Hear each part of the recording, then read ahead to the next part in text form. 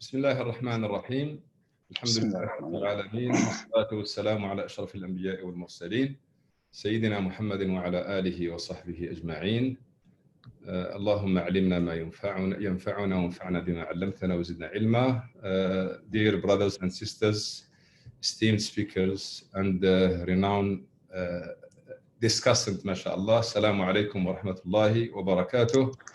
We are very happy and pleased to have you in this first webinar, which is organized in collaboration with our long or continuous partner, which is IRTI. Alhamdulillah, we have been partnering together, working together for more than 10 years, and we hope that the collaboration continues, inshallah ta'ala.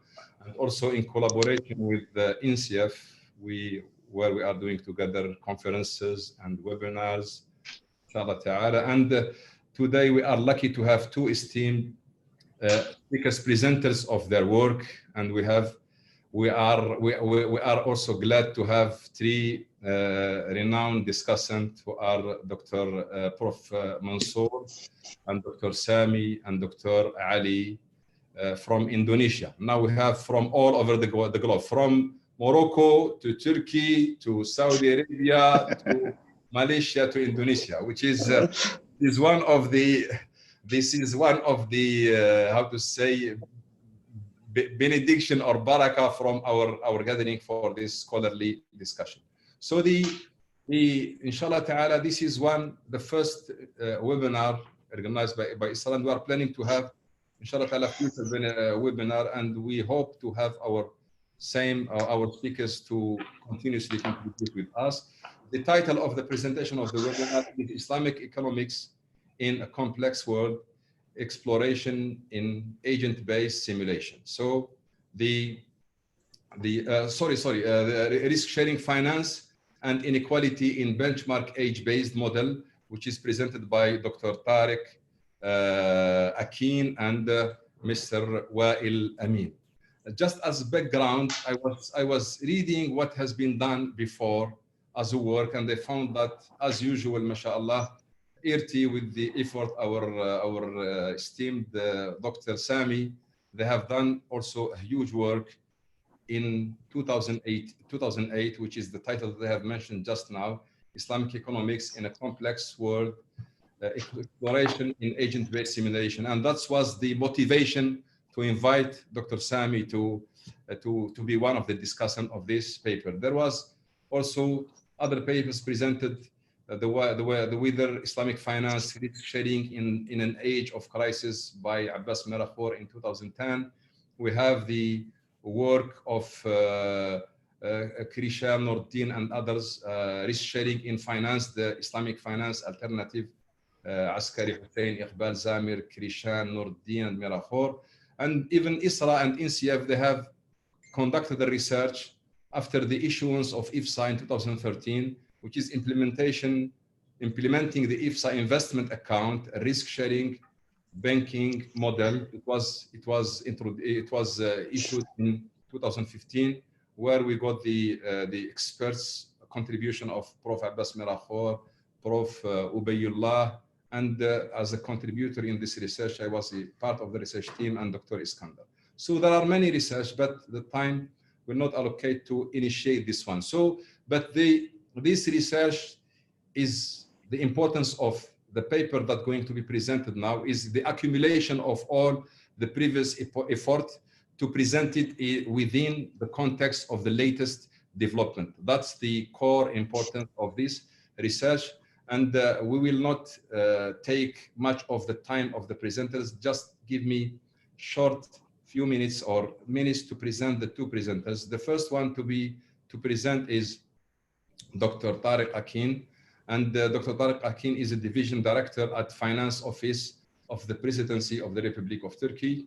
Previously, Dr. Tarik worked at the Ministry of Treasury and Finance, Islamic Finance Services Board, IFSB, the World Bank, the UNDP, Silatech, and Center of International Development at Harvard University. Of course, his bio is detailed. Dr. Tarik has earned his bachelor degree in economics from Bilkent University master degree from Harvard University and PhD from INCEIF. So, mashallah. So we have Prof. Mansor here to take care of the last part, inshallah ta'ala. So many contributions, but because of the time constraint, I will just stop here. And inshallah ta'ala at ISRA website, Facebook will inshallah ta'ala share their CV. Mr. Wail Aaminou is a consulting, has overseen and led advisory assignment in more than 14 countries. He particularly focuses on fintech, social finance, and green finance. It was from 2013 until present. Before 2013, Wail's consulting effort addressed primary finance, risk management, and technology. In terms of academic, Mr. Wail lectured in a selection of leading British, French, Turkish, and Moroccan institutions and contributed to several articles in international journals. His research covers modeling, consumer behaviors, and sustainable finance. In 2016, he won the first prize of the best agent-based simulation, which is related to the presentation of today, by the Islamic Development Bank, mashallah, the barakah of IDB and barakah of IRTI. So without further ado, we invite first Dr. Tarik Akin to present his first post in the time of the not more than 20 minutes. But before, there is some house rules. We have muted all the microphone to ensure smooth presentation, except for the presenters and discussants. They have a special favor, so we cannot mute them. So they are always unmuted. So we have the option of raise hand if you want to ask questions at the end of the presentation. And there is also an option of writing your questions. There is chat where we will accumulate, we'll compile your questions and present them to the presenters and discussants. So now we have two presenters, 20 minutes max, followed by the discussion by the two esteemed, distinguished discussants. We start with Prof. Mansor and Dr. Sami and Dr. Ali. After that, we open the floor for discussion of the participants. So please, Dr. Tarik, go ahead. The floor is yours. Assalamu alaikum wa rahmatullahi wa barakatuh. Honorable moderator and discussants and distinguished guests. Thank you for according us your time to listen to our presentation on wealth inequality and risk sharing. In this webinar, we together with dear brother Dr. Wail present our chapter that we wrote for the forthcoming handbook of analytical studies in Islamic finance and economics. Although the topic is on wealth inequality, the main goal of this webinar is to introduce the agent-based modeling to a wider audience.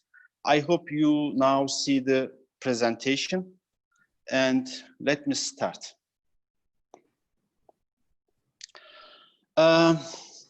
The global financial crisis has shown that the stylist facts stated by Nicholas Calder in the 60s on the patterns of economic growth and national income accounts are no more valid in many of the advanced and developing countries. Now, we can say growing inequality is the new normal in the post-global financial crisis era. And among inequalities, especially wealth inequality, is becoming more and more important. When we look at the mainstream economics, they say meritocracy and saving behavior determine wealth distribution.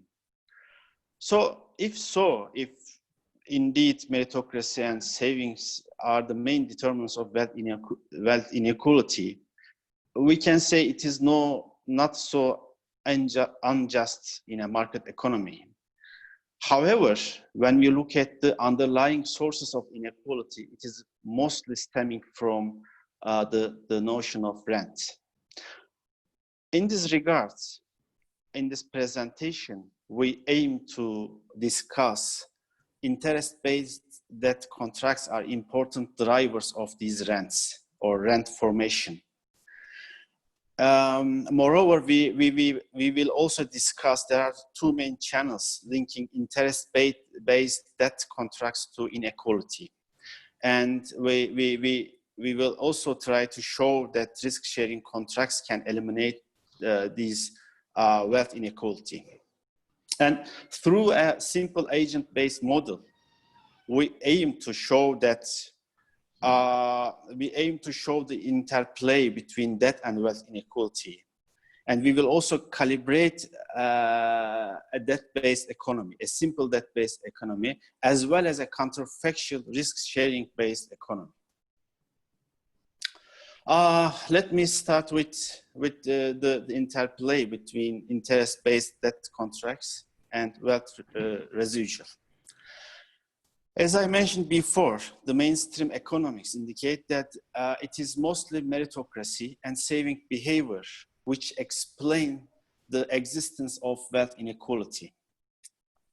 When we look at the mainstream modeling, there are so-called benchmark Wail models, which try to explain wealth inequality based on capital accumulation and saving behavior.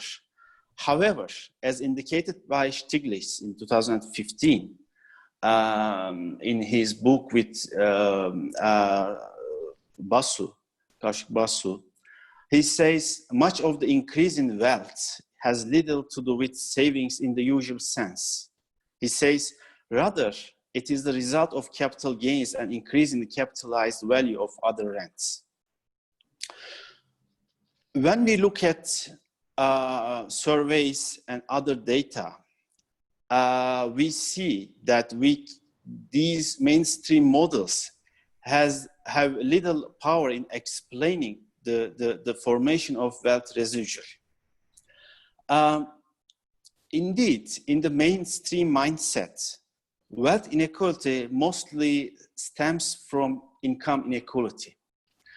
And income inequality is mostly related to wage distribution, meritocracy, and saving behavior. However, similar to so-called solo residual, we cannot explain most of the wealth inequality. And in the literature, these bulk of wealth inequality, which cannot be explained by capital accumulation or saving behavior, is called wealth residual. So remember, in the solo equation, most of the growth cannot be explained by factors of production. More than 50% of growth cannot be explained by capital, labor, and technology. Similarly, we propose that most of the wealth inequality now cannot be explained by income inequality or factors of income inequality. When we look at the main sources of wealth residual, especially as per Stiglitz, there are four main drivers: asset boom in real estate, increase in the value of positional goods, intellectual property, and exploitative rents. These exploitative rents are mainly stemming from ownership on an asset and cannot be tapered off or eliminated by the existence of competitive market mechanism. Okay, these are the drivers as per the mainstream economics, but we think these are just symptoms, and we should go deeper into the main root drivers of these symptoms.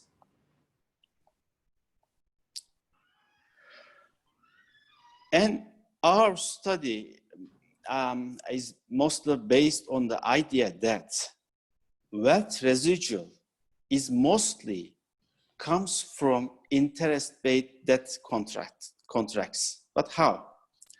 You know, in mainstream economics, the interest rate or the rate of return to capital is mostly a function of marginal product of capital. So in pure modeling, implicitly, rate of return to capital is more or less associated with GDP growth. In such a world, and as given in the mainstream mindset, there should be no significant rents, and the wealth grows in line with the growth rate of capital. Remember the Wail models that I mentioned before. remember the existence of monopoly as a deviation from the benchmark. I mean, in the main setup, these are just temporary effects, and there is no notion of rent in such kind of modeling or mindset. But as shown by Piketty, and this is the core idea in his 2014 books, Capital in the 21st Century, he says that there is, he says the fundamental inequality, which means rate of return to wealth is bigger than growth rate of economy, is the norm and necessity in the capitalist system. So in a capitalist system, rate of return to wealth cannot go with rate of growth of the economy in the long run, or we cannot say there is a integration between these two terms. But how we have this idea that the main driver of the wealth residual could be the interest-based debt, but how we can link interest-based debt contracts to the fundamental inequality? There are two main channels. These are, since these are our own thinking, these are of course open to discussion, but we say there are two main channels. One can be called as volume channel, and the latter one can be called as price channel. By volume channel, we mean in a market setting, wealthy individuals have better access to interest-based debt contracts at more favorable terms. There are two pillars of this volume channel, and I will explain, as I explain these two pillars, it will be much clear, inshallah. One pillar of the volume channel is credit constraints and existence of collateral. In a theoretical setting, all contracts are complete and fully enforceable. But in the real world, the reverse happens. You know, it is almost totally, we come up with almost totally incomplete and unenforceable contracts in the real world. So the level of initial wealth matters a lot. Remember, in modeling, the level of wealth only affects the budget constraints. So there is no direct relevance between the behaviors of the parties in a contract and level of wealth. But in real world, there is indeed a nexus. Since we have limited time, I want to skip some of these details of these pillars. And of course, in a risk-sharing setting, there are same problems, but it is the collateral that makes the difference between the risk-sharing setting and debt-based setting. So the existence of collateral have important implications on the pillar of credit constraints. Another driver of volume channel is the level of debt. I mean, there is also a relationship between the level of debt and behaviors. For instance, high level of debt can induce adverse behaviors. Also, it has the important distributive impacts. Another channel linking interest-based debt contracts to wealth residual can be called as price channel. Price channel simply stems from capital gains due to the interest rate mechanism and leverage. Remember, thanks to the price channel, thanks to the existence of leverage, for instance, asset booms usually work to the benefit of the rich. And speculation and asset bubbles are also inherent features of debt-based economic system. When we return back to a risk-sharing setting, you know, the difference between interest rate and rate of return, let's say, is mostly related to the nature of the status of the world.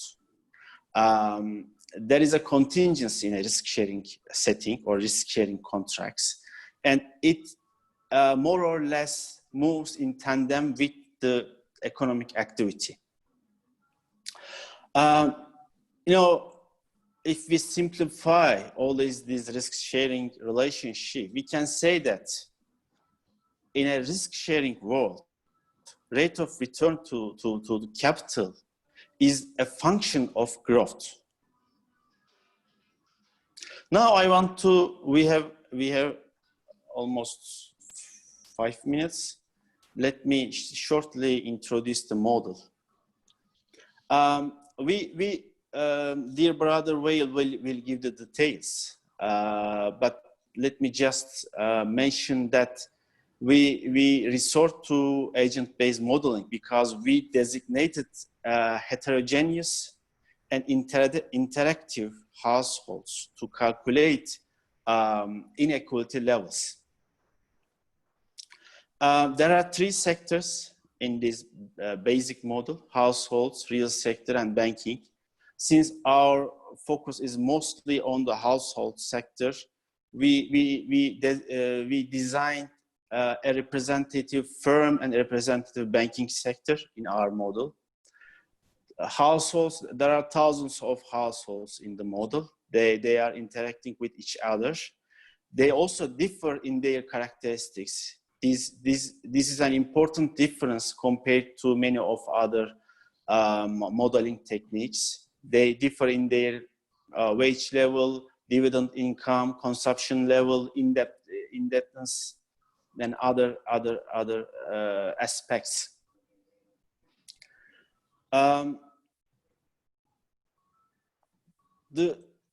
What happened to this? Oh, sorry.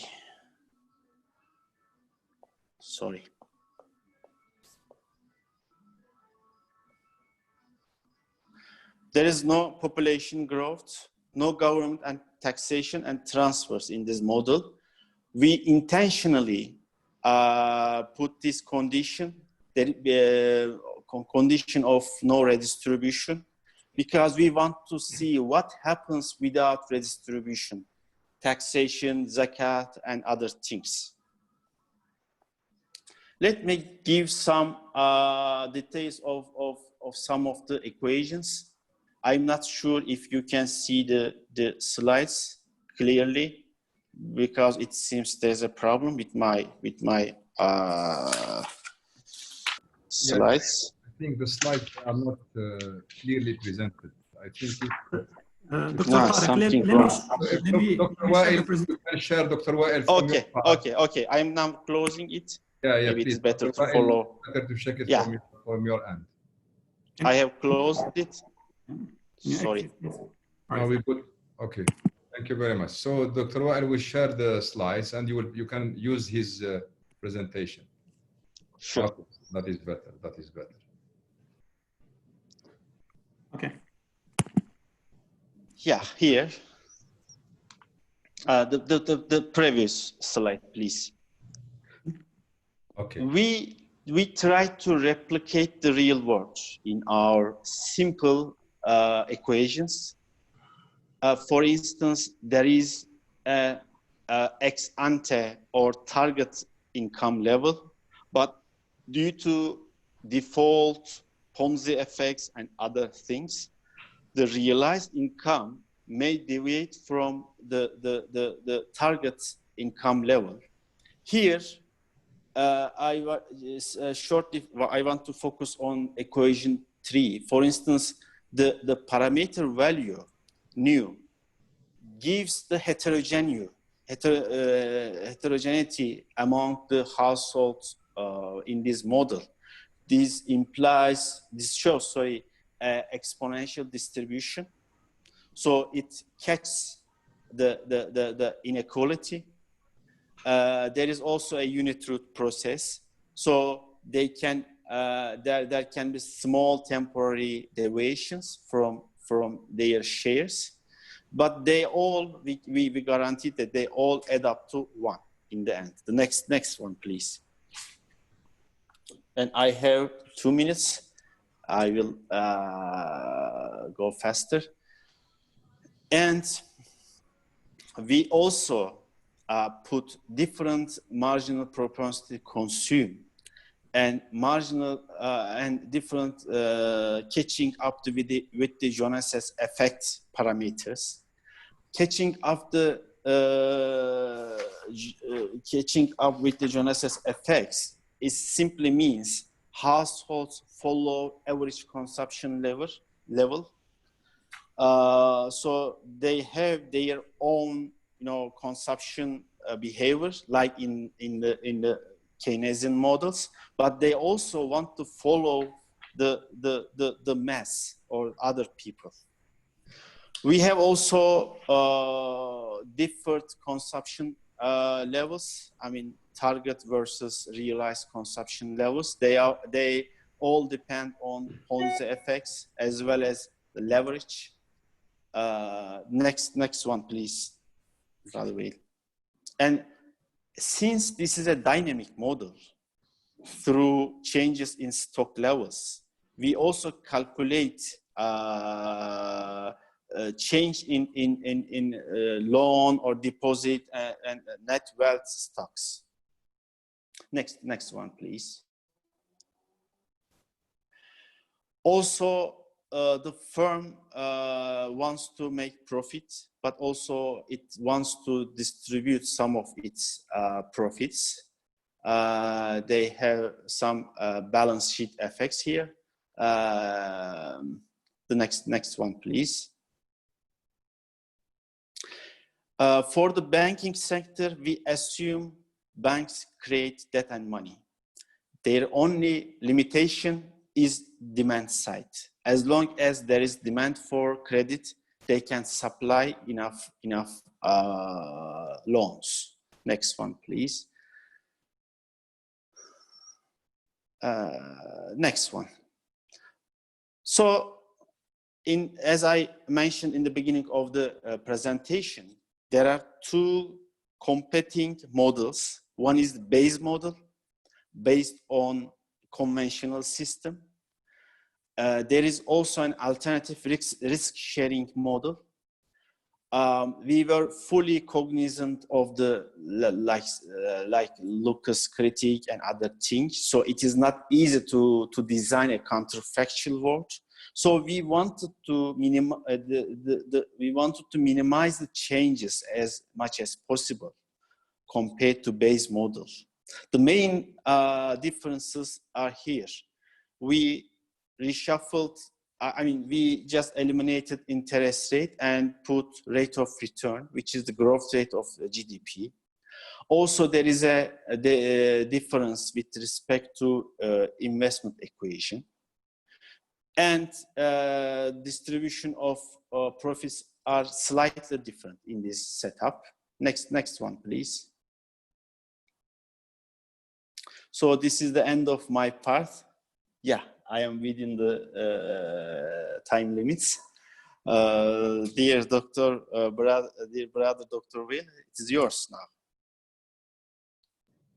Okay, thank you very much, Dr. Tarik. You are very welcome.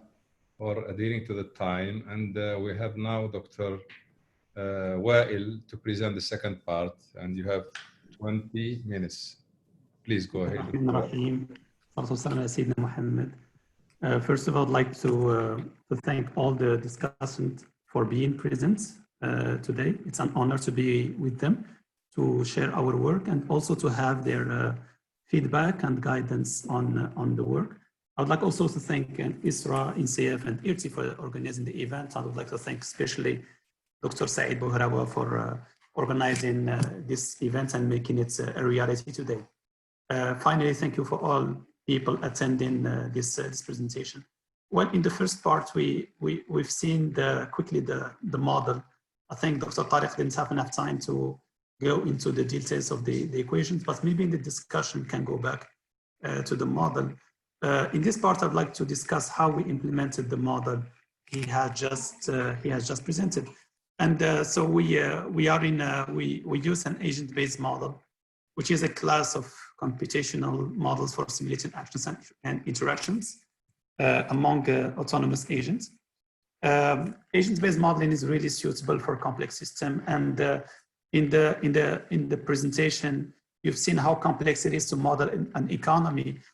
Yes, the model is very simple relatively, but still, I mean, there are many interactions, there are many decision-making processes, so it gets really complex quickly. And so the idea is to have like this agent-based modeling just to try to see if we apply this model, what will be the outcomes and what will be the result, and so and also to compare between two situations. So in this case, we have a interest-based market or interest-based economy versus an profit and loss sharing economy. So that's very interesting. So in agent-based modeling, of course, agents are heterogeneous. They're interacting. We can have herding behavior. We can have loops, feedbacks, and so on. And sometimes it's very difficult to represent that in traditional and top-down models. Of course, we don't assume in our model the economy can achieve an equilibrium. Rather, we try to represent like an unstable system and try to see how the system evolves over time. So that's the approach for agent-based modeling.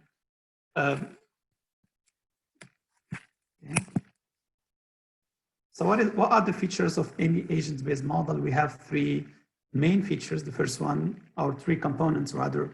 The first one are the agents. The second is the environments.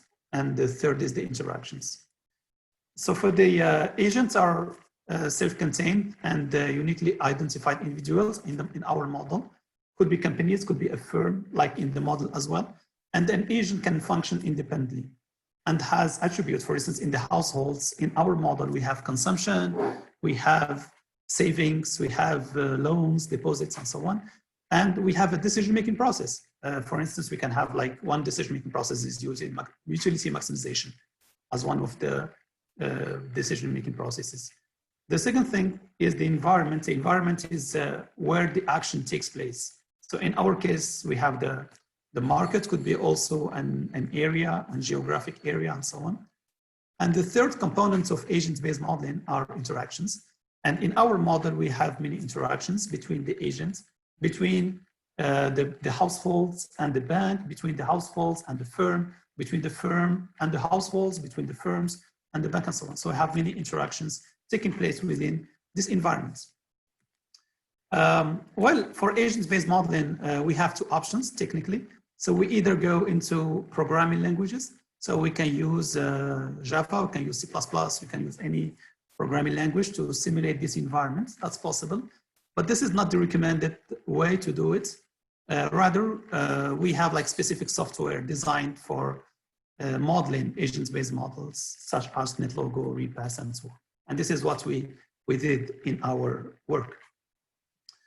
We used NetLogo actually, and in this case, we were inspired first of all by the works of Dr. Sami Suweilam, who were among the first ones in Islamic economics to use NetLogo, and we followed his work.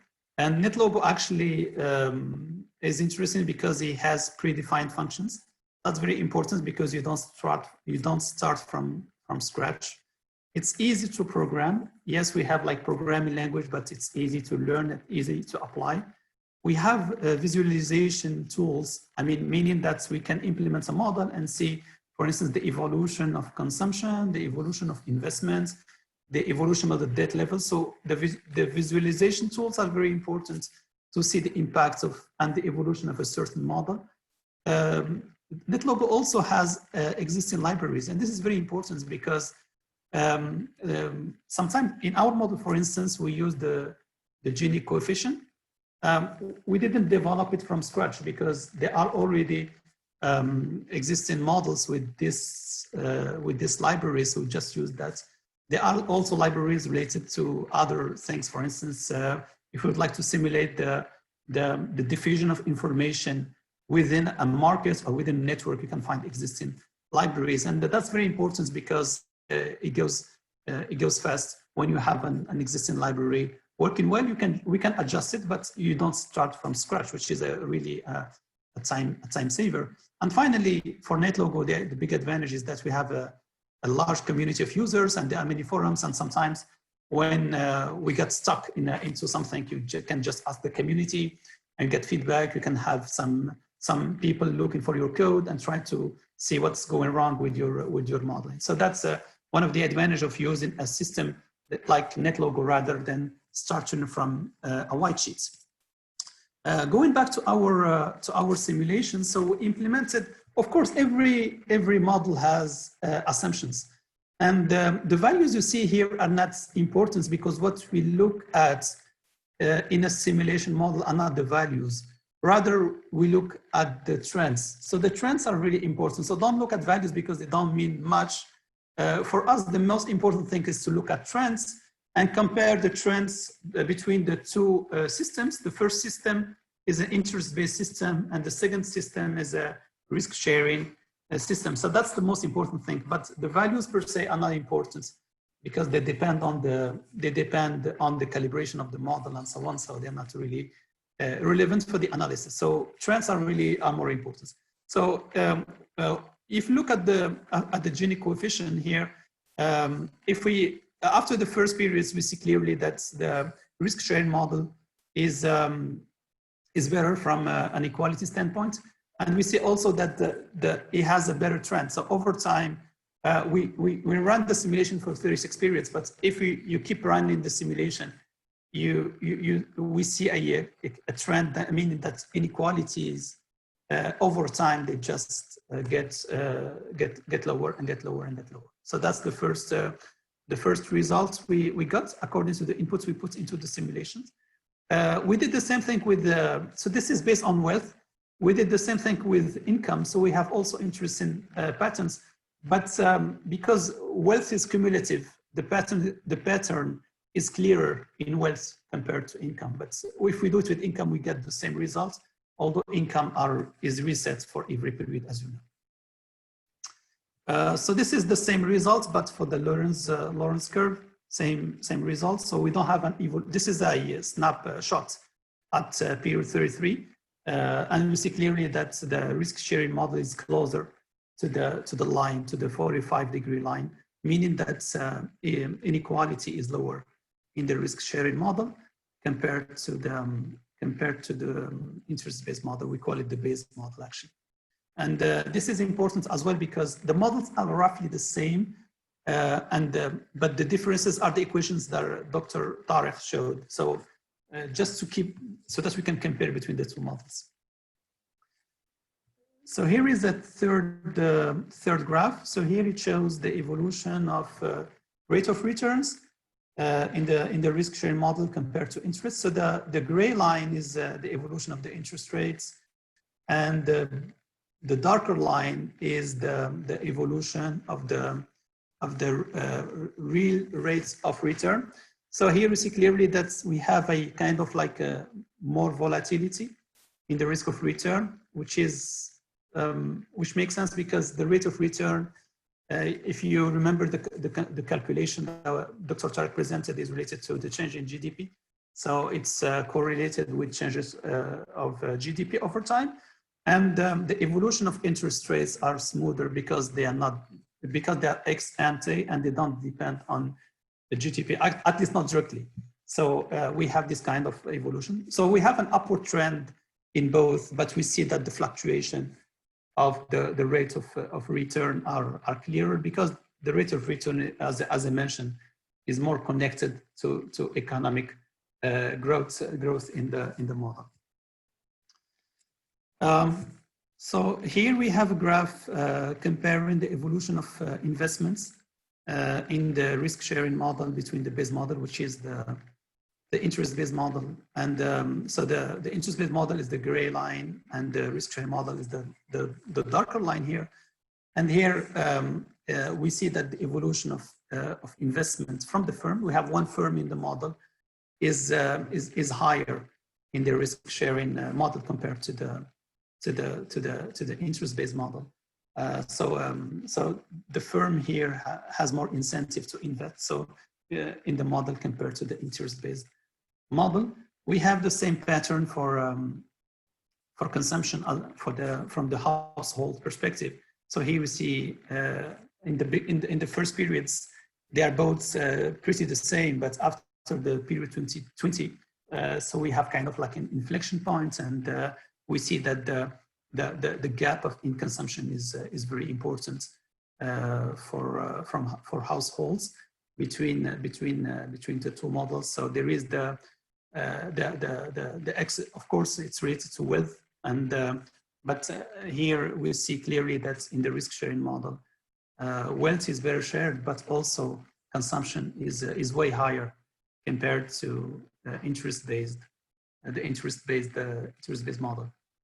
And of course, because consumption and investments are higher, if you add them both, GDP in the risk-sharing model is clearly higher, and the evolution is sharper compared to interest-based in interest-based economy. So this is what I have just said. What GDP? So GDP is in the results actually. The interest-based model has more inequality and generates more economic output compared to the risk-sharing model. In conclusion, I would like to finish with this. Our model that we tried, that we implemented using agent-based simulations, the objective is to investigate whether interest rate mechanisms has an effect on wealth inequality, and beyond that, whether interest rates also is more effective in terms of generating economic output. We see clearly that the levels of inequalities in risk sharing are lower, and the real GDP growth is higher in the risk sharing economy. As mentioned by Dr. Tarik in his presentation, we don't have any, we didn't include in the model. That could be one of the things that we can implement as well, redistribution mechanisms to correct the market forces, especially for the risk sharing, for the interest-based economy. We don't have taxation. We don't have any kind of zakat distribution, this kind of mechanisms. So we just keep it for the market forces to see which system is better in terms of allocating wealth and in terms of economic growth. We see clearly that to alleviate the inequality issue in the interest-based economy, redistribution policies are important. And risk sharing, on the other hand, risk sharing economy creates more equality compared to the risk sharing economy, according to our model, and it generates creates more value for all stakeholders within the economy, households, and also for the firm. And with that, I would like to thank you again for listening to our presentation, and I'll hand the floor again to Dr. Saeed Bouheraoua for the next part. Thank you very much. Assalamu alaikum. Alaikum salam wa barakatuh. I thank you very much, Dr. Tarik and Dr. Wail, for your interesting, though a bit complex presentation, but it's very important. The importance is that it's bringing the discussion from pure Sharia-based presentation and argument in favor of risk sharing compared to risk-based or interest-based. So this is with the simulation, with the economic presentation, it gives more, concrete justification for the preference of risk sharing compared to risk-based. Of course, I cannot speak on behalf of the expert. That's why we invited them to comment on the paper. Comment does not mean criticize the paper. It's just bringing some insights for further enhancement, future exploration of maybe the same model or better model. And we have been lucky to have the one of the best discussant in Islamic finance. We have Prof. Mansor, radiyallahu anhu. We used to joke here to say radiyallahu anhu. And we have our dear renowned scholar, Dr. Sami Suweilam, mashallah la quwwata illa billah. And we have one who was really promoted by our Malaysian part, which is Dr. Ali. They say if you want to have something related to modeling and simulation, you have to get Dr. Ali, and we are lucky to have his approval. So we start with Prof. Mansor. Prof. Mansor, we say المعروف لا يعرف, ولكن we just say that Prof. Mansor Ibrahim is currently the Deputy President Academic, and he is the Dean of School of Graduate Studies in INCEIF. He received his PhD in economics from Washington University in St. Louis in '96. He teaches mostly quantitative courses such as mathematics for economics and business statistics and econometrics at both undergraduate and postgraduate. His areas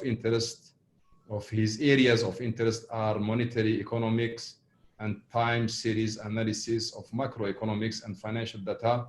Please, Dr. Mansor, the floor is yours. You have 15 minutes, up to 15 minutes. تفضل. Okay. Bismillah ar-Rahman ar-Rahim. Assalamu alaikum wa rahmatullahi wa barakatuh. Thank you for Dr. Said and both presenters, Dr. Wail and Dr. Tarik, and also the panel discussants, Dr. Sami and Dr. Ali, right? And I'm very fortunate today to be in the panel discussions of very important theoretical work that has been done on Islamic finance and its contribution to income distributions, right? And also double fortunate to be in a panel of discussants who are very close to me. Dr. Sami is my PhD mate at Washington U, right? We studied together. And Dr. Ali also worked with me in International Islamic University in Malaysia. Right? So, and I'm very fortunate to be with them. Now, the way I'm going to go through and try to discuss the work that has been done, very important work here, I will try to put in the context, but not in the context of Islamic finance, but more in the context of the income inequality literature, and try to bring in Islamic finance in. And then I will just go through briefly on the model that has been used. I think the model has been explained by Dr. Wail.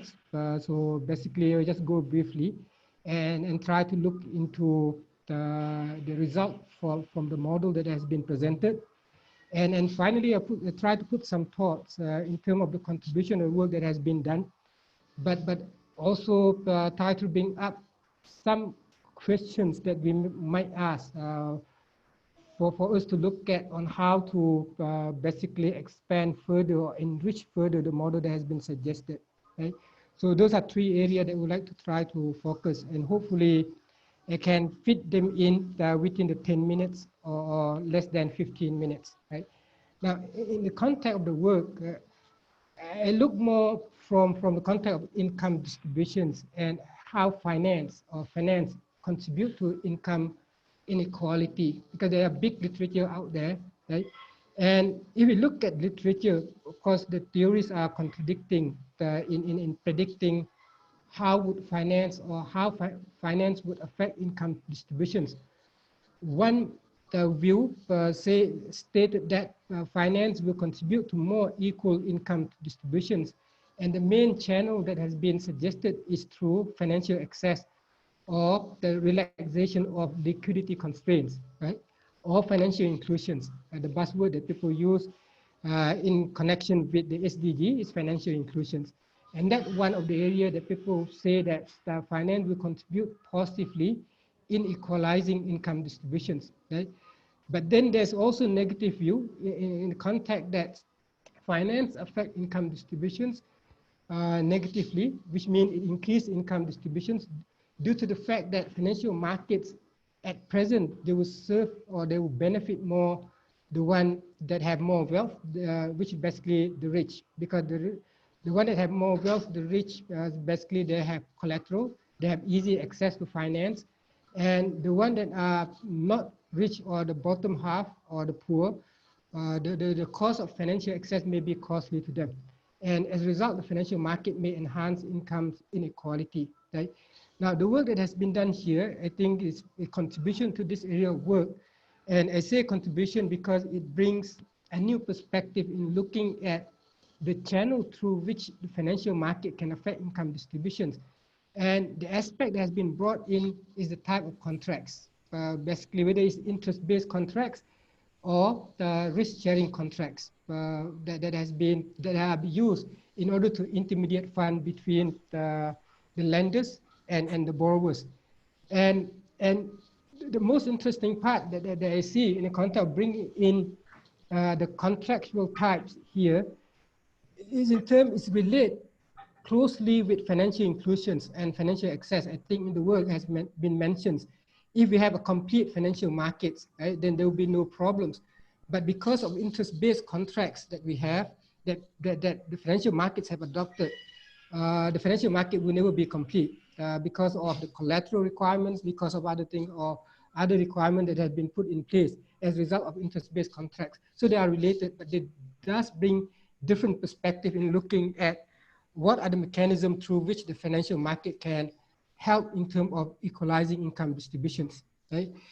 And the paper have presented the agent-based models, the benchmark agents-based model in order to demonstrate how risk-sharing contracts as opposed to interest-based mechanisms will basically reduce income inequality, not eliminate, but reduce income inequality, where the model have three economic agents, the households, firms, and banks. Right? And various assumptions has been made in the context of firm behavior in terms of consumptions, right? And in the firm behavior in terms of investments, as well as productions, and bank behavior in terms of intermediations, lending, as well as both firm and banks in terms of distribution of profits. I think the result that has been shown have very clear in terms of graphical result that has been shown by Dr. Wail. We see basically that with risk-sharing contracts, income distribution will be more equals, or there will be less inequality, or to be more exact, in terms of wealth inequality is less, right? Which means wealth will be distributed more equally if you have risk-sharing contracts. And then we see from the simulations higher investments, higher consumptions, and higher level of GDP under the risk-sharing contracts based on the simulation that has been done. Right? Now, some thought that I have here, right? Because when I look at the problem of income distributions, I think I have basically been reading and have been also writing in the context of income distributions. And one of the aspects that has been brought up is financial inclusions. And financial inclusion is basically is the enabler of SDG. And part of the thrust of the SDG is to reduce inequality. And financial inclusion has been considered as a part, right? But then my thought is that I'm always skeptical with the recommendation that coming up from the IMF or the World Bank or the multinationals or multilateral agencies, because we have seen in the past there are so many recommendations that has been made, right? And not all recommendations can be adopted by developing countries or by emerging markets and so on. If we look at the past recommendation that has been made, very simple: export-led growth, finance-led growth, all kinds of those may affect only certain countries positively, but may not affect or may not have equal effects. Now the promotions by the United Nations SDG is to promote financial inclusions. And my thought when we look at financial inclusions, will it bring benefits, right? So I try to find the answer, whether it will bring the benefit as has been argued. And when I read this work, for example, I find that it may be not, insofar as the financial market is still interest rate based. Right? If you have financial inclusions and you have interest rate based systems, for example, and the interest rate based systems inherently will even if you have more financial inclusions, it will not work in terms of reducing income inequality. And that I would like to thank to both writers because a kind of answer of my search whether financial inclusions will bring all benefits in terms of having positive impact, especially in terms of income distributions. So I have the answer here, which means there's not. There's more things that need to be done more than try to get people to be included into the financial market. We have to look into the contractual arrangements, whether it's basically risk sharing based or interest rate based. So that part of contributions that I would say that a huge contribution, critical contribution that has been made by the work, right? Having said the contribution here, but then I also have some kind of questions, right? Some further thoughts in the context of the building up of the models, right? Because most of the time when we build up the models, the result will depend so much on the assumptions that we have made. And there are so many different assumptions. So how are we sure that the results are basically can be identified with the distinction between risk sharing and the interest-based contracts, and not because of other assumptions that have been made, right? And for example, the assumption that has been made in terms of the distribution of wages, for example, where the distribution follow a random walk process. Now, I'm not sure the rationale behind random walk process in terms of the distribution share of the wages, but then maybe, for example, it can be simplified a little bit because when we look at the consumption itself, the way that the household has been grouped into 5 different groups, right? So you have top 20% income share, and mostly the income, for example, as long as we make assumptions that the composition of income for each income groups are the same, for example, then we can make arguments that the wage income is the highest component of income share. Unless you want to relax further assumption by making the income share of the individuals depending on the level of wealth that individuals have, which means that those who have higher income or higher wealth, the income share mostly come prominently from dividends and from, for example, the return that they get from investments. But for those who are at lower group, the income share come mostly from, for example, working or providing labors. And these are kind of more realistic in terms of the assumption, because the composition of income share for different groups of income will be different, right? So, but maybe that assumption can be replaced with basically a more realistic figures based on the actual figures out there, which is basically what are the income share of those who are in the top 20%, the next 20%, and so on, based on any countries that you can get, for example, for the purpose of simulations, right? And that assumption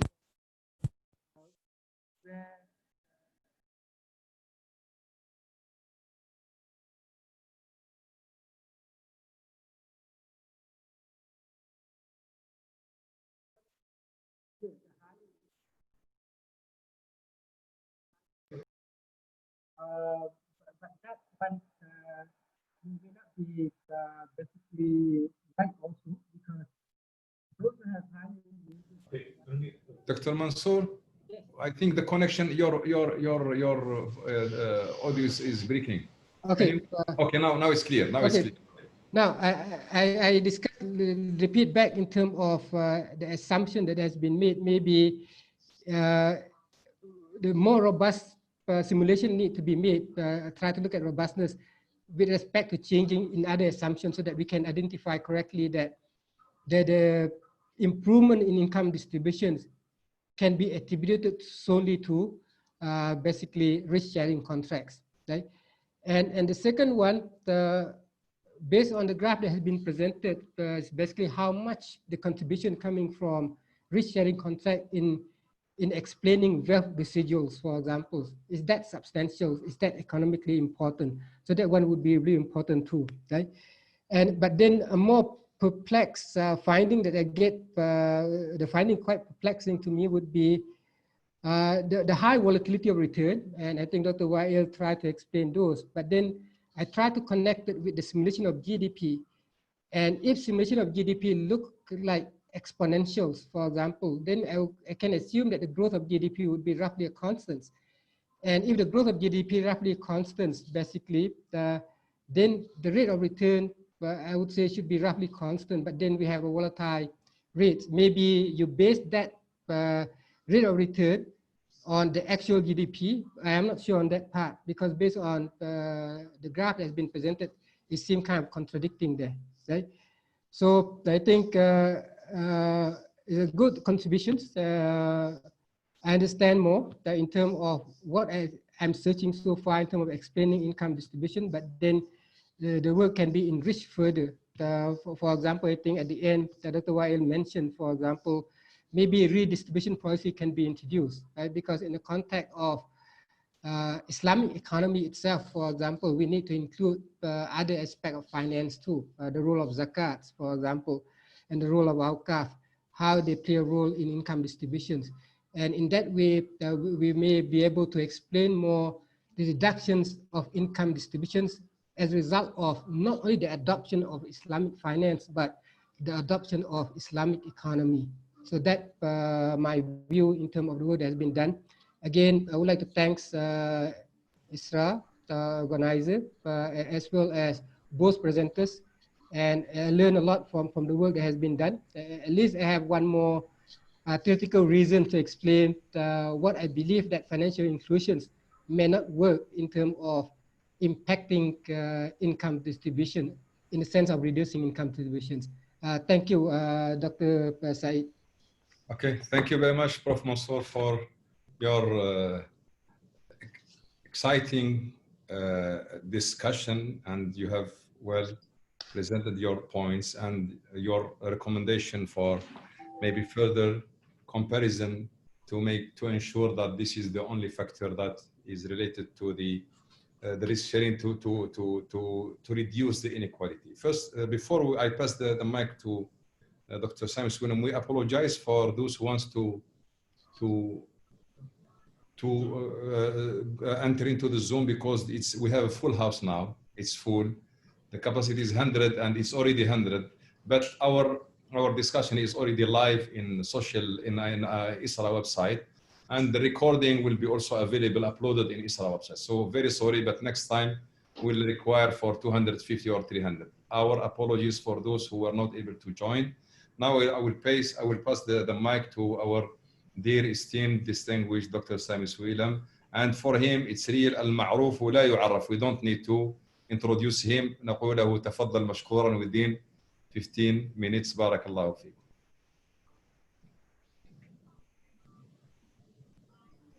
Unmute him.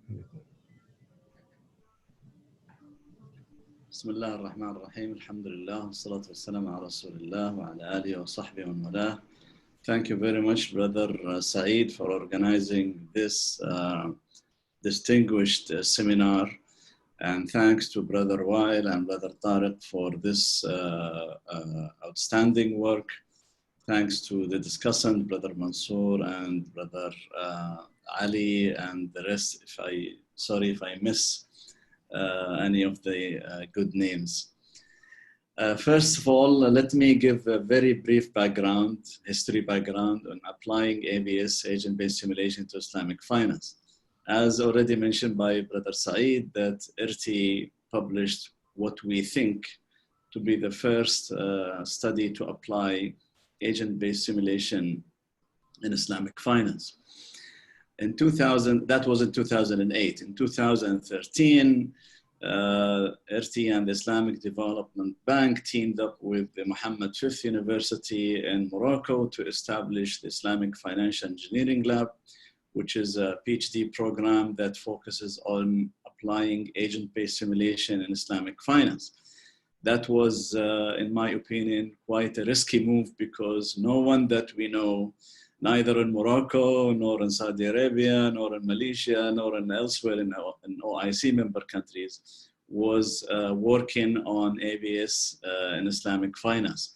But thanks to Dr. Raja Abu Al-Aish and Dr. Muhammad Taqewat, who have this entrepreneurial spirit to accept, to take that risk and to go ahead with leading that lab, the Islamic Financial Engineering Lab. And it started in 2013.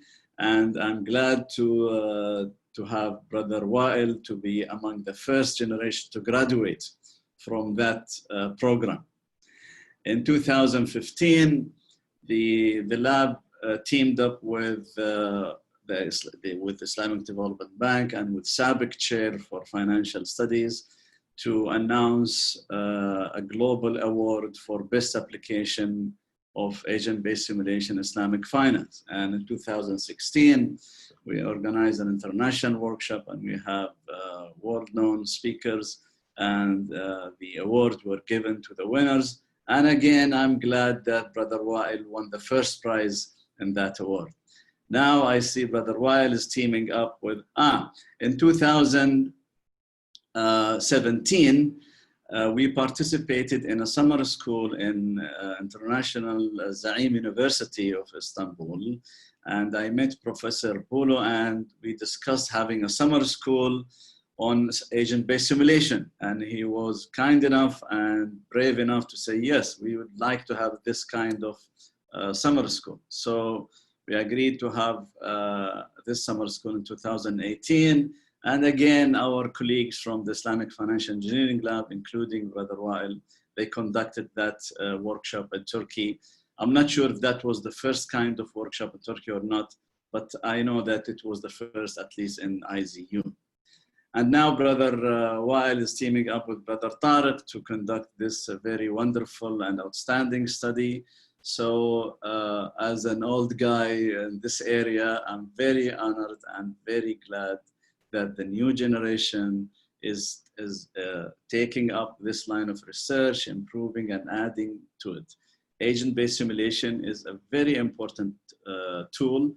It's not the only tool, it is not the most important tool, but it is a very important tool in my opinion. So I'm happy that my colleagues are working on this line of research. The study, as I mentioned, reflects hard work, reflects quite wide awareness of the literature, deep understanding, and very hard work, obviously. So my comments are, well, little critique, not much. So I hope my colleagues will not be upset in making these comments. First of all, I noticed that the study emphasizing the main difference between Islamic finance and conventional interest-based finance, that it is ex-post return in case of risk sharing or Islamic finance, while interest-based finance is based on ex-ante, predetermined return. Well, I'm afraid this is not a very accurate criterion, because we all know you still could have an ex-ante predetermined rate in murabah, in credit sale. I'm not talking about tawarruk, I'm not talking about commodity murabah, I'm talking about real, genuine sale transaction. So you could have an ex-ante predetermined rate of return, but you still get a risk sharing. Why? Because if the debtor is in difficulty, the creditor must forbear, must offer indar al-mu'sir, to give forbearance to the debtor without making money. Now, I understand some Islamic banks are not doing exactly this thing and they are making money all the way around. But in principle, there is risk sharing and credit-based modes of financing in Islamic finance, which adopt ex-ante, fixed rate of return. So I think maybe the author wants to take a look at this. Next, the interest rates that they adopt in the model actually follows Taylor rule. Now, Taylor rule, first of all, it's dependent on GDP. So the interest rates in the model says if actual GDP in the past period is greater than average GDP of, let's say, past 5 years, then the rate will go up. If the actual GDP is less than average GDP, the rate will go down. So you don't have an ex-ante rate. You have ex-post rate because it is dependent on the performance of GDP relative to the average GDP. When you say ex-ante, it means it is determined. It is independent of the real economy. Now you have a rate that is actually dependent on the real economy. Now, so what we have actually in the model, we have two rates. One, which is Taylor rule. And by the way, Taylor rule is a monetary policy rule. It is not a private sector, commercial driven lenders rule. So it's honestly, I don't see how it fits. No private lender wants to smooth the performance of the GDP, but policymakers, they want to smooth out the GDP. And that's why if you compare the risk sharing model with what's considered to be interest-based model in the paper, you find smooth GDP, smooth consumption, smooth. Why? Because the rate of return by construction is smoothing out the performance, while the rate of return adopted in the risk sharing model has no such smoothing effect. It takes the growth rate of GDP as is on period by period. And that's why you see the performance is higher because there is no smoothing and also more volatile. So I think we need to be, maybe the author want to look at this. Next, the graphs that has been presented by my esteemed colleagues show very clearly exponential growth. If you look at GDP, it's going like this. Now, we all know that exponential growth is not sustainable. There is no such thing in the real world that you have GDP growing like this and investment growing like this. It is not sustainable. It has to be stable. Why? Why it has to be stable? Because you have finite resources. Now, the reason we have exponential growth is, I think, I'm not sure, but I think is that because the authors assume there is infinite capability of banks to generate credit. And there is no counterbalancing effect of this ability. In the real world, infinite ability to create money is counterbalanced by inflation. If you have too much loans, you have too much bankruptcies. There is no such balance in the model, as far as I can tell. I'm not sure. I cannot give definite answers. I'm just raising questions. So I appreciate that my colleagues will take my comments only as questions. Now, if we look at the distribution of wealth, honestly, I don't see a big difference. It's a very small difference, honestly. Now, this small difference could be generated by any other change in the parameters. So we cannot say, wow, this is the risk sharing model is showing so much huge difference. And no, it doesn't look like that there's a significant difference.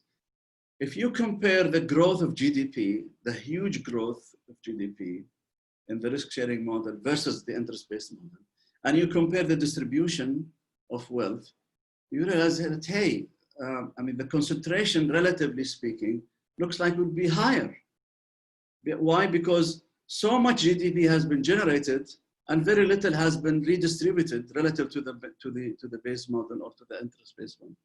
So I don't see that big difference, honestly, in the distribution of wealth. I have two more questions. One is that, how does the growth of debt compare to the growth of GDP in the interest-based model? I could not see in the model any mechanism for self-replication of debt in the interest-based model, while this mechanism is the fingerprint of interest-based systems. And this is a reality. It's a fact. It's an empirical fact. If you compare GDP growth to debt growth, you will find debt growing faster. I mean, it's everywhere. You can find it. This is empirical fact. So my question, do you still have this? because I couldn't find a mechanism for refinancing. There is no I couldn't see, I cannot say there is no refinancing, but I could not see refinancing mechanism in the interest-based model such that this would allow debt to grow faster than GDP. And that's the heart of the problem. That's where you get concentration of wealth. That debt is growing faster than wealth. Is that the case in the model? So I am looking for an answer by my good colleagues. Final question is that how does the volatility of GDP in the risk-sharing model compare to the volatility of GDP in the interest-based model? If I look at the graphs that has been presented and in the paper, it looks like that GDP is more volatile in the risk-sharing model. But how come? If it is risk-sharing, means we are distributing risk, we are diversifying risk, we are neutralizing risk, and therefore GDP should be smoother in a risk-sharing model. I'm not sure if that is exactly what is obtained by the authors. Let me repeat again, this is an outstanding work.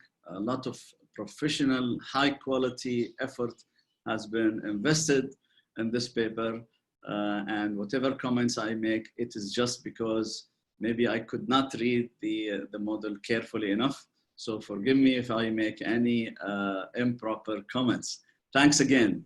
Assalamu alaikum wa rahmatullah. Alaikum assalam wa rahmatullahi wa barakatuh. Thank you very much, Dr. Sami. And this platform is for discussion, comments, even critics, because the intention is to improve, to enhance, and to move forward for future enhancements. So Jazakallah khair for your sincere and in-depth critical analysis, which are made in, mashallah, polite way, made in questions. And you are all right, because they are the one who did the research. They may be able to answer even your questions. Thank you very much, Jazakallah khair, Dr. Sami. Now we move to our third distinguished discussant, who is Dr. Ali Sakti. He's from Indonesia. He is a researcher at Bank Indonesia, Jakarta, since March 2005. Mashallah, 15 years of research experience. He's a member of Sharia Governance Working Group at IFSB, 2008-2009. A member of Business Conduct Working Group at IFSB, 2008-2009. Lecturer at Sebi School of Islamic Economic, Jakarta. He obtained his PhD in finance at University of Indonesia, his master's from IIUM, and bachelor also from Indonesia. So we welcome Dr. Ali for his discussion in 15 minutes time. Jazakallah khair. So please proceed. Thank you very much. Bismillahirrahmanirrahim. Assalamualaikum warahmatullahi wabarakatuh. Thank you, Dr. Said. First of all, I want to thank Prof. Mansor to recommend me. And then it is very honored for me to join this very significant forum. Greetings to Dr. Sami. Thank you very much. And also the authors, thank you very much for the paper. The paper is very, very nice. But I want to share a slide, if it is okay for you.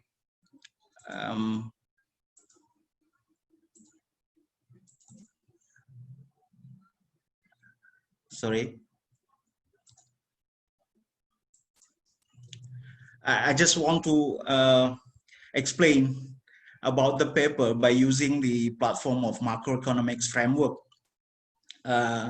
Because this paper, the assumptions of this paper is using three agents in macroeconomics. But the assumption is very simple, but it is very powerful.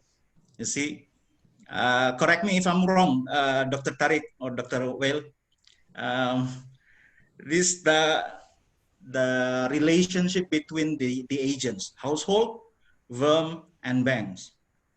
In macroeconomics perspective, the relationship in a very small environment, the paper should also put attention more on how the paper explain the relationship between agent. If we put the equations, the model, maybe it is very helpful for reader to understand the basic idea of the paper, but it is appreciation to authors who have been explored the issue in macroeconomics way. Thank you very much. And also, I want to address one issue, one or two issues. The first one is the assumption of this paper is there are no monetary authority, right? But you using interest rate. The paper stated that interest rate determined by monetary authority, but there are no monetary policy in this paper. The assumption is that. But it is very interesting. If you could come up with the another assumption by putting monetary authority in order to impose one policy in a monetary sector. The second one is, if I look at the model, the important or the crucial point is the attitude of the rate. We're trying to compare the rate, the interest rate, and the real rate of return in real economy. This is very important. It is very interesting because you propose one real rate of return, but using the definition, the definition of this real rate of return is GDP growth. In other literature, so many proposals trying to introduce the real rate of return. Maybe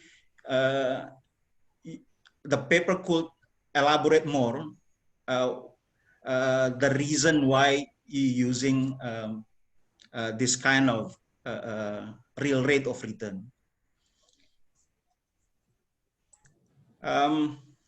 But however, this paper has made significant contribution in explaining the impact of risk-sharing-based economy on wealth distribution, and also explaining the macroeconomic connection between three agents in the economy.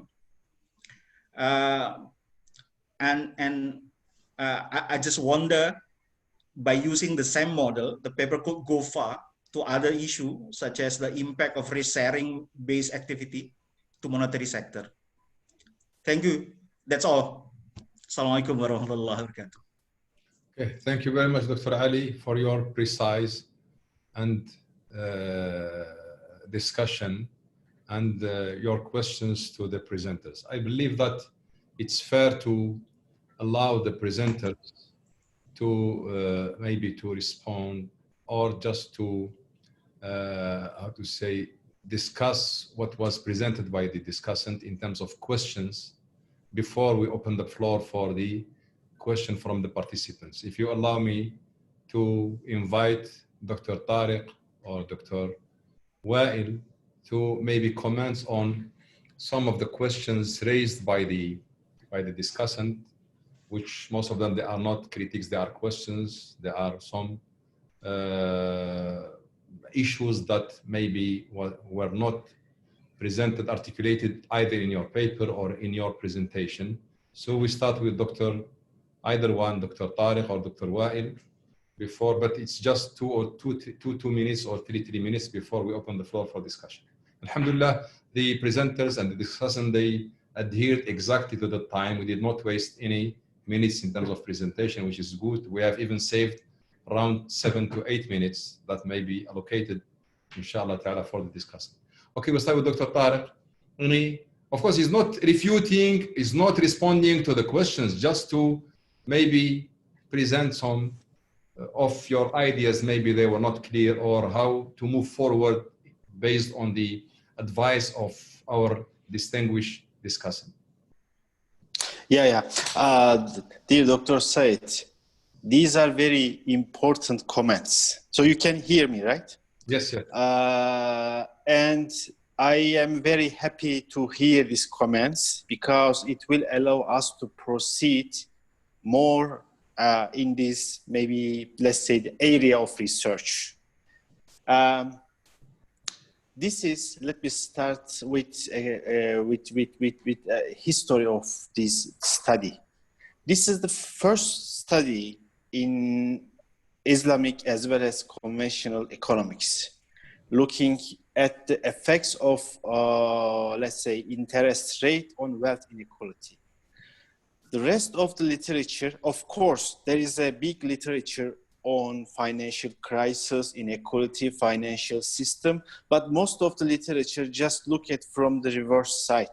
I mean, effect of inequality on formation of crisis, formation of asset booms and other things. We are just looking from the reverse side. So we are fully cognizant of the deficiencies and simplicities that we intentionally put in our model. We plan to start with a very simple model with simple assumptions because, you know, in economics there is a very famous, rule. Let me say it as a rule: Occam's razor. The more basic or simpler your model, the more accurate your findings. And it is the work or job of the economists to come up with the simplest model possible. Let me try to answer some of the most of the questions.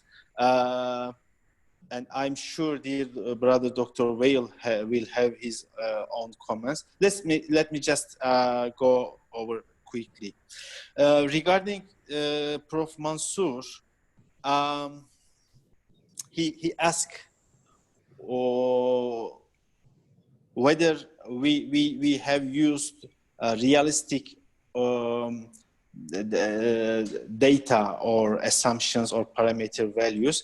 Indeed, there is a model, but to run the model, we need real world parameter values as well as variable values. So we used average developing world numbers in this study. How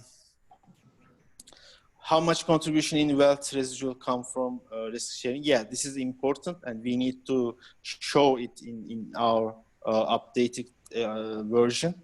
The exponential GDP issue, he asked, there is a high volatility in the rate of return to capital, though the GDP growth or GDP level is going exponentially, and he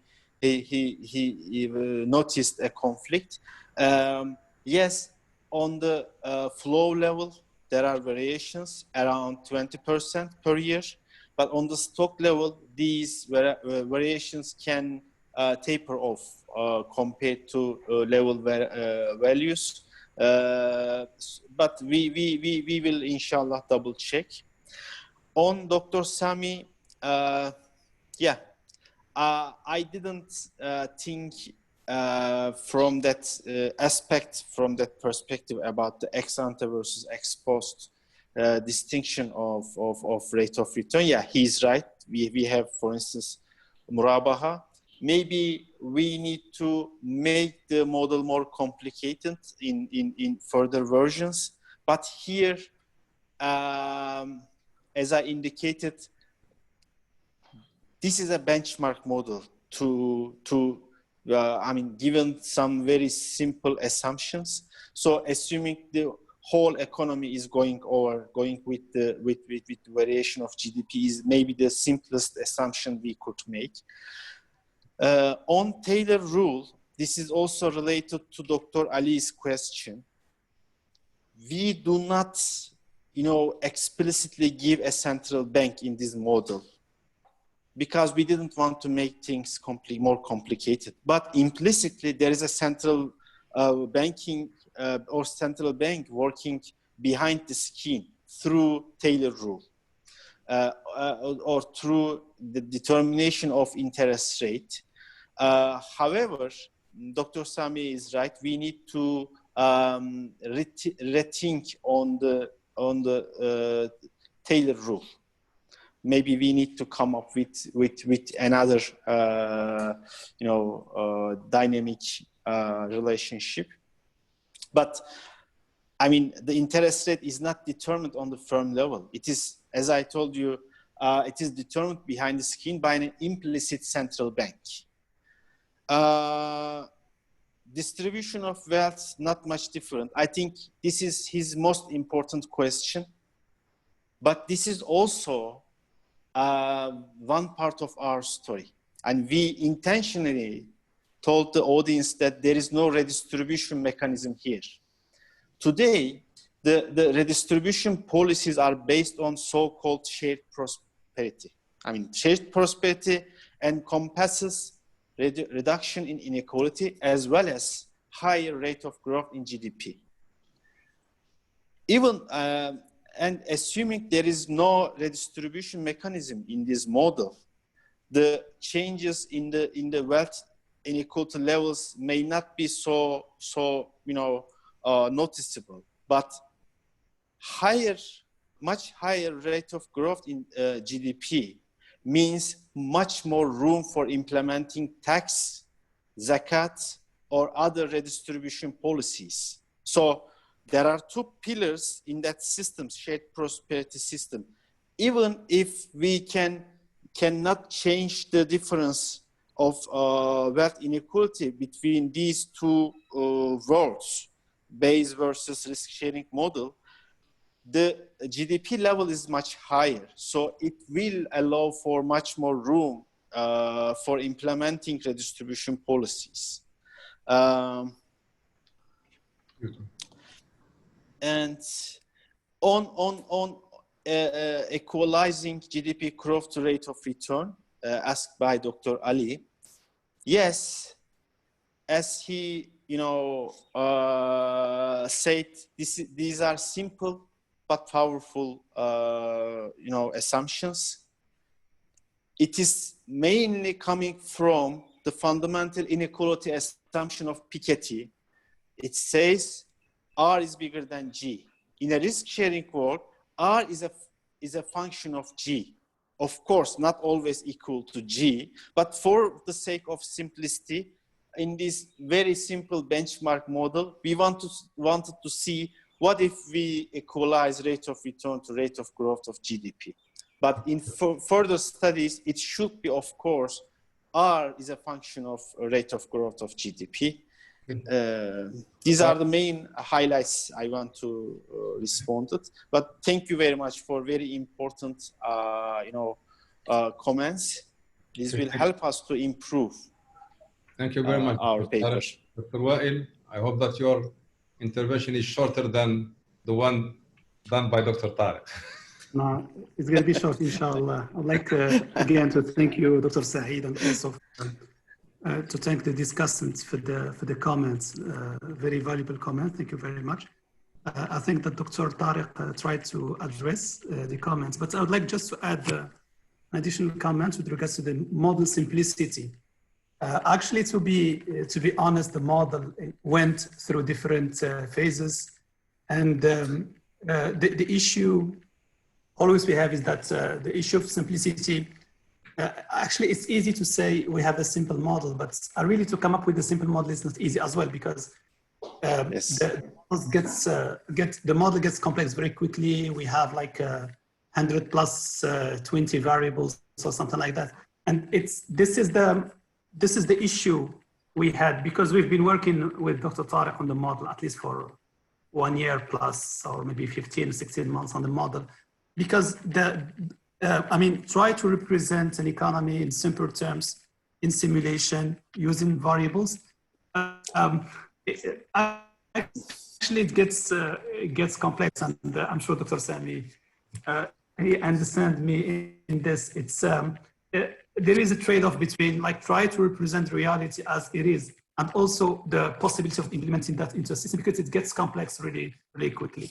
And one of the issues also we have in here, and I think we have to do a better work in this, is try to isolate the effects of inputs on outputs. Because if you look at the models, we see that there is an improvement. Of course, Dr. Sami said that maybe it's not very important, but there is an improvement. There are also many input parameters, and so what we try to do in our thinking process is try to take a model, try to change very few variables from moving from the interest rates model into the risk sharing model, and try to see how those changes improve the model when it comes to inequalities and so on.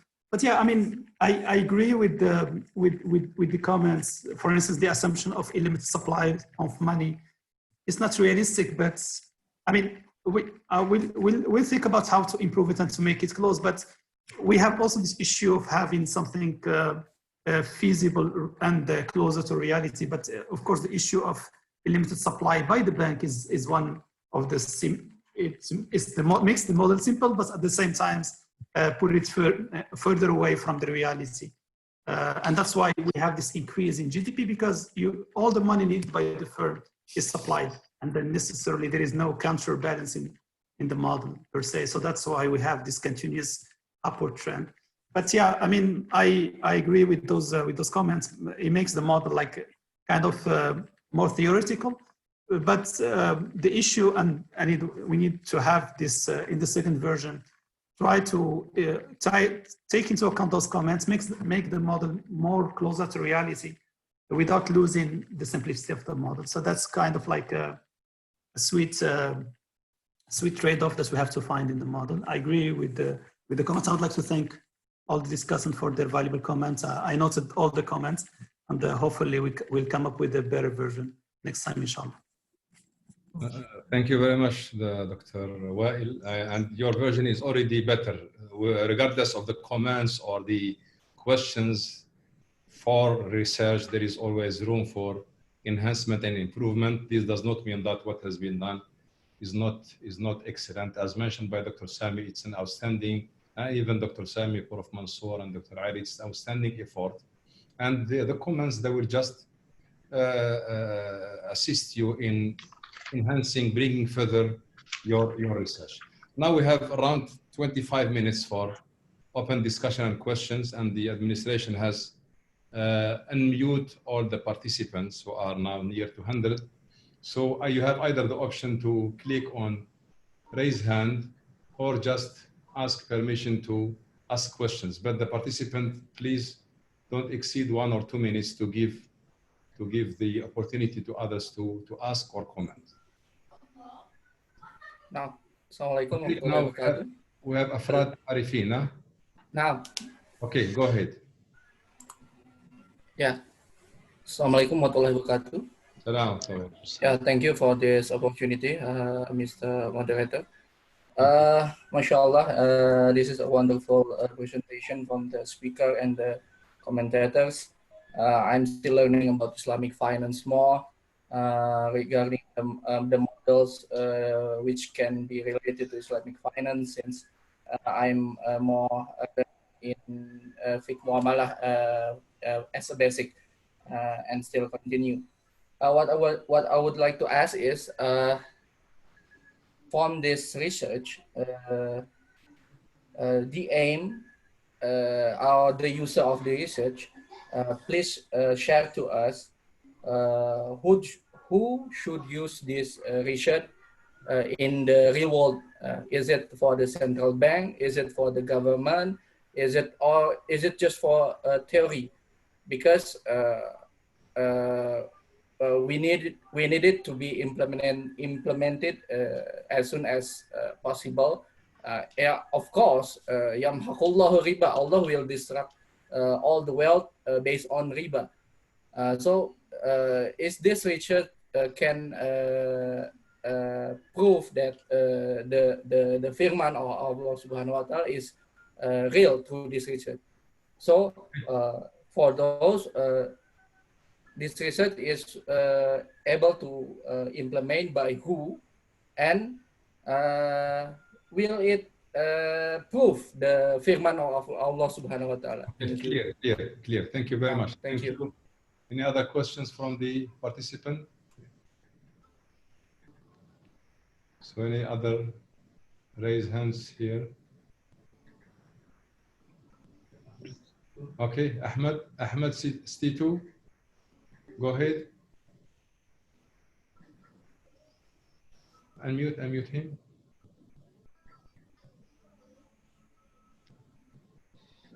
So why it's not unmute? Do you hear me? Yes, please go ahead. Okay, Assalamu alaikum wa rahmatullah. Thank you, brothers. Thank you for discussants and presenters. Quickly, I have two questions.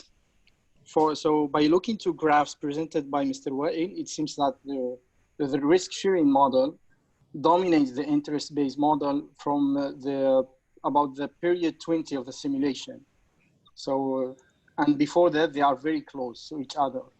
So it seems like we need large time to identify any substantial differences between the two models. So question one, what is the intuition behind this? Why we need more time to these results or any difference between the two models in the simulations? And the other one, the question two, one can claim easily that these results may be driven by the fact that the risk sharing returns continues fluctuating, but at the end of the simulation, it becomes higher. It becomes higher than the interest rate. This is unusual because one can claim that you need some negative shock in the economy.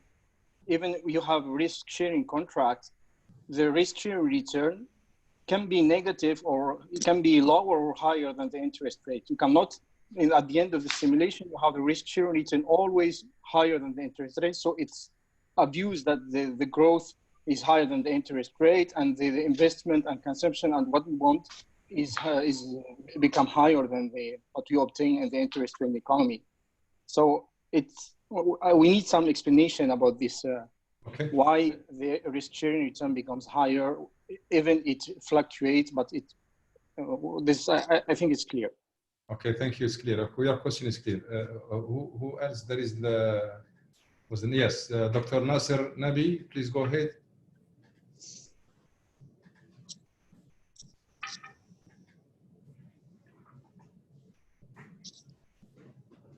Assalamu alaikum. Alaikum salam wa barakatuh. Thank you so much, Mr. Moderator, and thank you to all the presenters and the discussants. Thank you. I just want to ask one very simple question. I have been a student of managerial economics, conventional economics plus Islamic economics and finance. My doctoral thesis were actually on the history of economic thought as well. Apart from having so many of these lectures, which most of us have been discussing on these platforms, I have only one submission to everyone, whosoever will answer it, maybe from the presenter or from discussants. The real issue is not actually with the models or what the central banks or what the local governing bodies are doing. The issue is that general Muslims at large, they are not mobilizing towards what Islamic finance is actually all about. Only yesterday, I'll just quote one example and this will suffice. See how many people among the Muslims in billions, how many people are giving zakah, only fraction. Then again, what about the microeconomy? Very less people know about the microfinance. So the issue is, we are discussing, it's very good, but the issue is that how can we mobilize the general Muslims at large so that they should come to know that there is beyond conventional economics and finance, something which can be really helpful. Otherwise, we all know, alhamdulillah, we all are from this platform. It is beneficial for us, but it should be literally beneficial for the humanity at large, and particularly first, how to mobilize the general Muslims. Okay, thank you. Thank you very much. So any other question from the participant? So I believe we have no other. Can you open the chat to read the questions? Of course, we have some questions. We will end with the question that they have been sent to us through chat. Please, what's the difference between rate of return on investment and interest paid on loan? I think this is a general question. Difference between risk taking, risk loving, and okay. The second one is in environment of real negative interest rate and direct major central bank intervention, to support credit market, are the performance of risk sharing model outperforming those of agent-based model in terms of whether this distribution. Will the slide, of course, they will be distributed, they will be shared, the full recording will be shared at the ISRA website. Of course, one has proposed Google Meet. I think ours is supposed to have 250. I don't know why for this meeting it was limited to 100. So hopefully, inshallah, next time we'll make sure that the capacity is at least 250. The question is, Ahmed Stito has already asked the question because it was written. Now he asked the question. Hardian Shah. Okay, they agree with Dr. Sami. The root problem of inequality and household price rising is our money and banking system, especially banking money creation out of thin air. I think any models, either interest-based, murabaha, risk sharing, end up the same. Bank created money and put it into property, result house price rise faster than wage. So we will have Nuha Taifi. Please, according to your model, can we translate the international trade then after? There is Dr. Islam Rani. Thank you for the paper. Presentation, I would like to know whether the author tried deep reinforcement learning approach to handle more complexity discussed by Dr. Sami. So these are, in short, the questions. I believe that most of them, part of them, they are general questions, and the rest, they were already tackled by either the presenters or the discussant. And some of them, they will be, I think, taken as an advice or as proposition for the presenters to, inshallah ta'ala, to review their papers. So now we are almost 12 minutes ahead of time, but within these 12 minutes, our culture, our tradition of ending the discussion is to give the final word for the final word for the discussant first, to end up with the general advice to the participant and the presenters, and we end up by also final word by the presenters, and we will end up the session, which will be, I believe, that will be sharp within the 2 hours proposed. Okay, we start with Dr. Mansor in 1 or max 2 minutes. What's your final word or advice to related to this presentation? Maybe I pick up from what Dr. Nasir Nabi has mentioned in terms of mobilizations of Muslims in order to solve problems. So it's basically the work that has been done here is a contribution, I would say a great contribution, because we are waiting for the political framework that can basically demonstrate, at least theoretically, the impact of Islamic finance. And the authors have shown in terms of which sharing can contribute. But then in light what have Dr. Nasir Nabi has mentioned, we have to look at Islamic finance in totality, and not just in the context of business arrangement in terms of contractual arrangement between 2 parties, because Islamic finance encompasses basically also other mobilization of finance, which doesn't involve business orientations. So those are what we need, and that one for sure require more work that need to be done, right? But this work, of course, will benefit for me as what has been asked by Afrad reference to policymakers, as basically in terms of looking at the structure of the contracts to be one of the important elements in basically reducing income inequality, not simply by promoting access, because access with interest base will not solve the problem. Thank you, Dr. Said. Thank you very much, Prof. Mansor. Dr. Sami? You have to unmute him. Unmute? Yeah. So, I thought that you have unmuted everyone, so may Allah forgive the administration. Okay, Dr. Sami? Unmute first. Is he still? MashaAllah. Okay. Thank you very much. Actually, I muted myself because I wanted to save you from the noise going around me.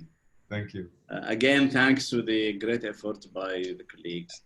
And the question is how to design a simple model that will give you rich phenomena. That's the basic question that Brother Wail raised, and this is the art of modeling.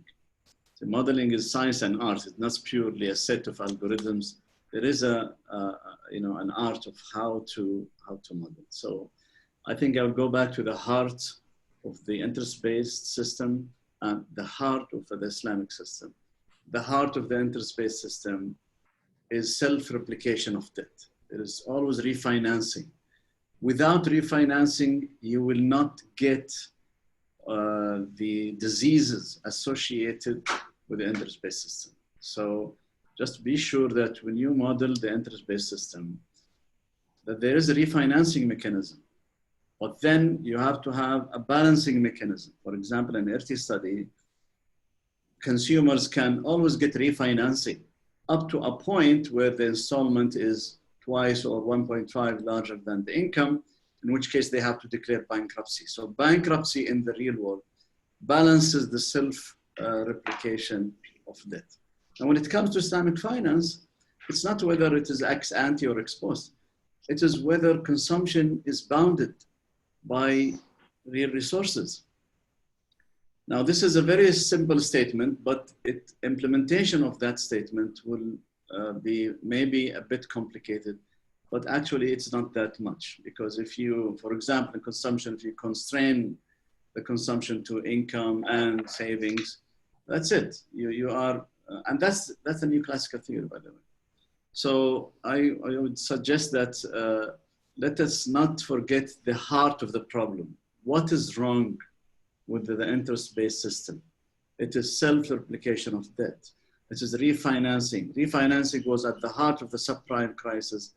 And all this inverted pyramid comes up from creating financial commitments without creating real wealth associated with it, which means you have a disconnection between these two. So we have to have, if we want to simulate the interest-based model, we have to have this result.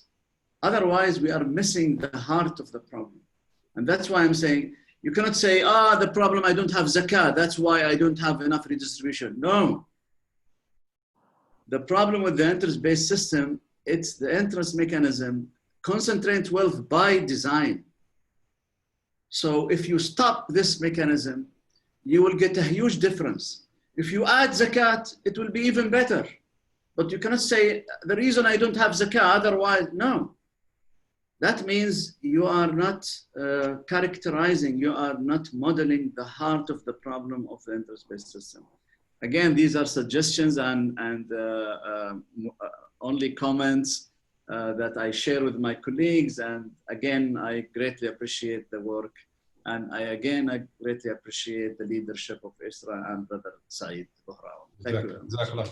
Thank you very much for lighting us with these enriching comments, which are really valuable one. I believe that, if I may say something, that the core takeaway beside the great presentation is this enriching discussion that will, inshallah ta'ala, open doors for researchers, for PhD students to maybe, inshallah ta'ala, will be among the leaders to come up with something which is innovative. Because this is the core objective of our discussion, to open the way for our future innovators, researchers, PhD holders, and even designers, people who are in doing modeling. Dr. Ali, okay, please. Yes, again, thank you, Dr. Wail, Dr. Tarik. Very significant paper, very powerful by using the agent-based model. Honestly, in Bank Indonesia, in Central Bank of Indonesia, we're trying to develop the same variable, which is real rate of return, but we are using cash recovery rate approach, not using the GDP growth. because we want to provide the banks and other financial institutions tools how they can formulate the price of their product by using this kind of reference of rate. And then in Bank Indonesia, we're trying to harmonizing the policy in real sector and monetary sector. We call it mixed policy in order to reach a better financial environment toward the stability of the price. Thank you very much. Okay, thank you very much. Thank you. Dr. Tarik, one minute ending this session, okay? I'm honestly very thankful to the discussants.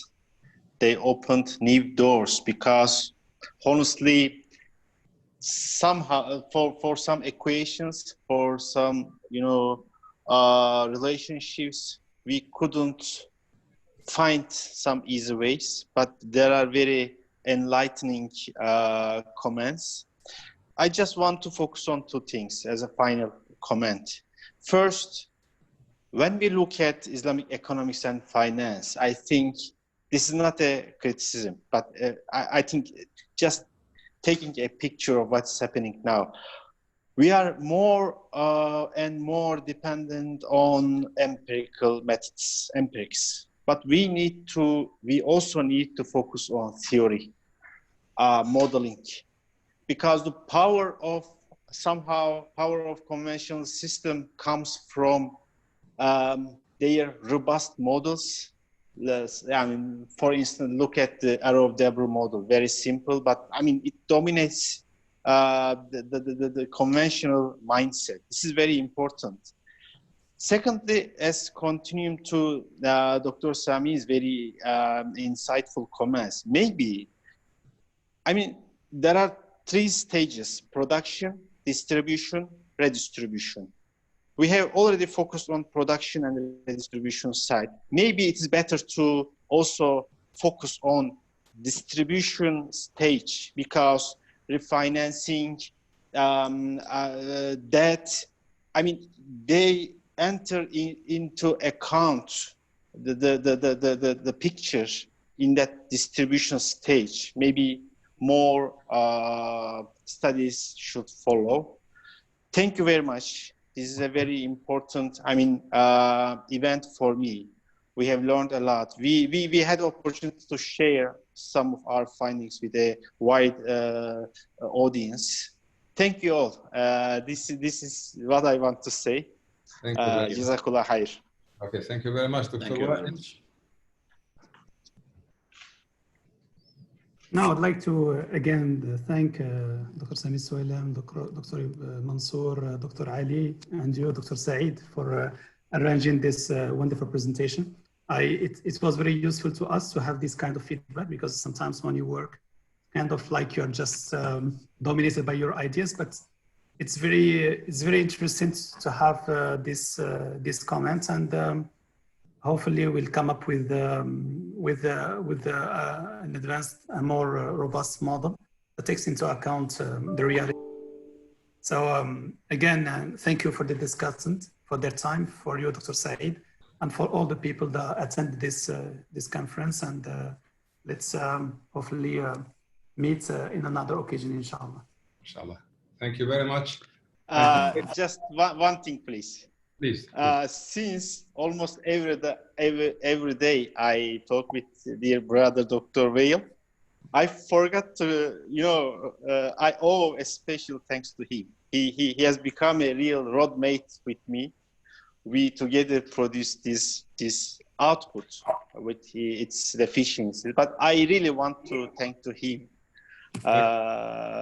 Inshallah, more will follow. Inshallah. Jazakallah. Thank you, Dr. Tarik. Likewise. Thank you. Barakallahu fiik. Inshallah ta'ala, you will inshallah work together as one team, inshallah ta'ala, with the inshallah ta'ala empowerment of this approach, inshallah. Amazingly, we have finished exactly sharp 2 hours. We started 5:15. We ended exactly 7:15. So, Sami, we did not disappoint you. We did not disappoint you, inshallah. We finished on time, inshallah ta'ala. So we really appreciate your time. Our the esteemed presenters and distinguished discussants, we thank you very much for your kind acceptance to be part of this webinar. And we thank a lot the participant for their patience. They have spent with us 2 hours, and we really apologize for those who are not able to make it to join. But we, first of all, we inshallah ta'ala upload it in our live. We'll upload it, and we make sure inshallah ta'ala as that our next webinar inshallah ta'ala will ensure that we'll have more than 200 or 250 plus to enable all our dear brothers to participate with us. So thank you again. Thank you very much. And we end our meeting with سورة العصر تسبيح كفارة. بسم الله الرحمن الرحيم. والعصر إن الإنسان لفي خسر الذين آمنوا وعملوا الصالحات وتواصوا بالصبر. سبحانك اللهم وبحمدك أشهد أن لا إله إلا أنت أستغفرك وأتوب إليك. الحمد لله رب العالمين. Thank you very much. Thank you very much. السلام عليكم ورحمة الله. وعليكم السلام. I really appreciate it. Thank you very much. Thank you. Have a nice day. السلام عليكم. Thank you. السلام عليكم. السلام عليكم.